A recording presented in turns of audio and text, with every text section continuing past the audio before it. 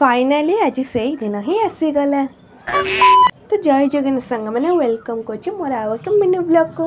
तो सका उठी उठू मु पलैली मो मिनी बगीचा को आउ सेठी देखिकी मु पूरा खुशी हो जाइली। तो कथाटी एमती थिला आज मोर हार्वेस्टिंग दिन थिला जहाँकि समस्ते जो कृषक कि जी भी लगे था तार यहाँ स्वप्न दिन। तो आज मु पूरा मन खुशी जाकि ओलाओली करदेली पानी भी नहीं आसती गच देवाक। मिनी बगीचा केमती कौन लगुच मत निश्चय कमेंट जनइबे। तो ये देखते कि सुंदर छनछनिया पर शाग होती बस पूरा तो सब पूरा बिना सार औषध। तो ये देखो रोज फूल गोटे फुटिकी आउ गोटे भी हो गला। तो मु बसिकी हूँ शाग गुरा बाछा को लगिली आउ मन तो पूरा खुशी थाए जेहेतु आज प्रथम थर पर शागर उपाड़ी। तापर ये धनिया गछ भर तोड़ी आउ भाई साफ पूरा से मलटा पूरा बास्ना होता एत जोर पूरा।